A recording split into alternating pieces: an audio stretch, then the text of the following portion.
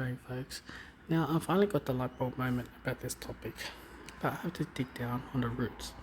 Migrants, or immigrants, or skilled workers would tend to most likely move to a new country that the suburb is has a large community of that group, or X, Y, and Z, or perhaps closer to the city, or live in the city because of the convenience of the CBD.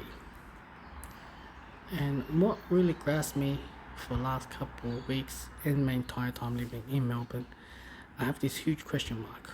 Why is all the migrants willing to travel and buy even further houses away from the city?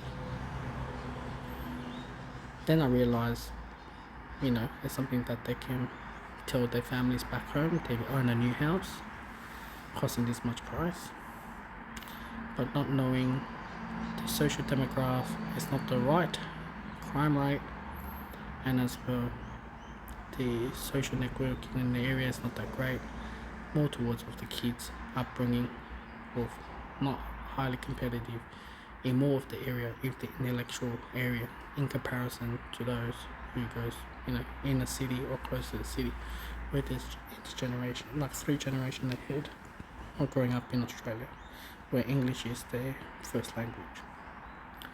I started to realize the whole thing, and I see the way how Sydney is, and I started to realize what are the certain demographic of the immigrants, or the race that is excelling, skipping the path of stucking in that sort of socio-economic.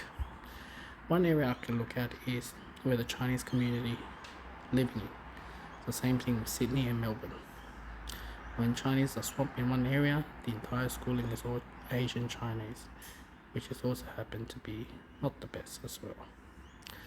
And I get to see that in a very improving state, where those cultures only invest in their kids, do by all means invest in their kids.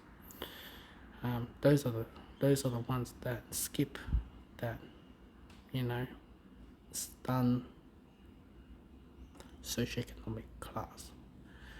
But it is what it is.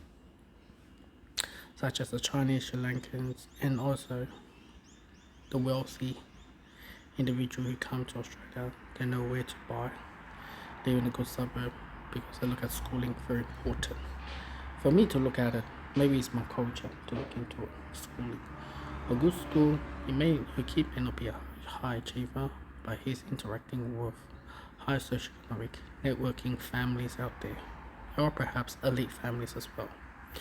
Do you think Mark Zuckerberg, Bill Gates. Bill Gates' parents were working in Microsoft, or they call it some different company, and they had that network, they know the people, upper management, and probably he brought some great idea of forming this Microsoft and the business plan X, Y, and Z, and somehow he became successful, even though he went to uni degree. It's all about networking. I'm pretty sure Steve Jobs, like I said, I haven't watched his biography. I'm pretty sure he did something about it. Arnold Schwarzenegger, his dream to come to America, to be a bodybuilder, to be champion of the world, by starting from Austria and go to America and finding the right people. And he's making a movie and married to one of the Kennedy's family. That opened him up, his career. Until now, he's still relevant. There's nothing wrong with him. Even after divorce and everything, it's the people around you. Even if you come from nothing, a soldier, a militant, and come over there. So yeah, some different culture will have to work different way, but if everyone's focusing on the suburbs that I've mentioned, you don't see much growth.